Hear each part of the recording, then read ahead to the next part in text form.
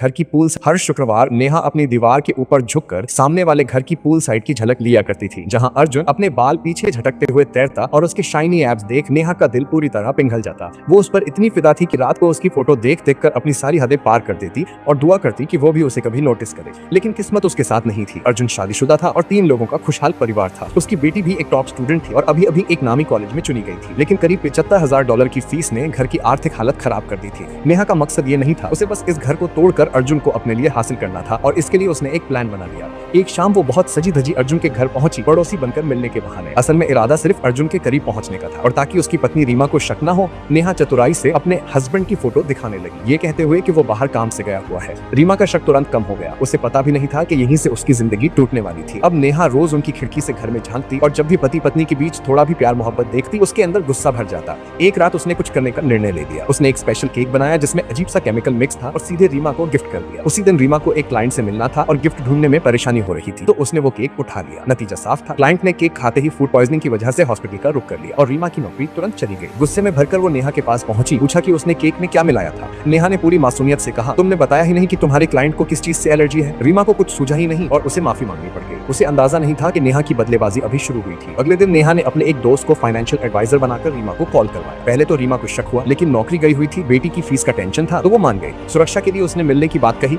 और ये भी नेहा की प्लानिंग का हिस्सा था। जगह वही चुनी गई जहां अर्जुन अक्सर जाता था, पास की कॉफी शॉप। जैसे ही रीमा और एडवाइजर बैठे, अर्जुन ने उन्हें बातें करते देख लिया। रीमा ने समझाया कि वो सिर्फ एडवाइजर है, लेकिन अर्जुन को उसका घर का पैसा यूं लगाना बिल्कुल पसंद नहीं आया और दोनों में झगड़ा बढ़ने लगा। रात को नेहा रीमा के घर की कार पार्किंग पहुंचकर चुपके से उसकी ब्रेक लाइन काट आई। दोपहर को जब अर्जुन को रीमा की नौकरी के बारे में भी पता चला, दोनों का झगड़ा और बढ़ गया। इस सब में रीमा अपनी बेटी का ग्रेजुएशन सेरेमनी ही भूल गई। बेटी बेचारी समझदार थी, ताकि घर में और तनाव न बढ़े उसने नेहा से मेकअप करवाने की रिक्वेस्ट कर दी। सब कुछ नेहा की प्लानिंग के हिसाब से हो रहा था। रीमा घर पहुंची तो नेहा ने बताया कि वो उसकी बेटी को स्कूल छोड़ आई है। रीमा गुस्से में थी, पर सिर्फ इतना बोली, अगली बार बिना बताए मत करना। वो कार लेकर सेरेमनी के लिए निकली, लेकिन कार बीच रास्ते में बंद हो गई। रीमा को कुछ समझ ही नहीं आया कि ये सैबोटेज था। जब वो घर लौटी, उसने नेहा को अपने पति और बेटी के साथ हंसते बोलते देखा, जैसे वो कोई आउटसाइडर हो। और बुरी खबर अभी बाकी थी। उसे मैसेज मिला कि उसने जिसमें $75,000 लगाए थे, पूरा इन्वेस्टमेंट डूब गया है। एजेंट का नंबर भी स्विच ऑफ था, यानी उस पैसे के साथ उसकी बेटी की फीस भी चली गई। सारा गुस्सा अब अर्जुन ने रीमा पर ही निकाला कि वो कुछ भी ठीक से नहीं कर पाती और यही नेहा को लगा अब असली दाव खेलने का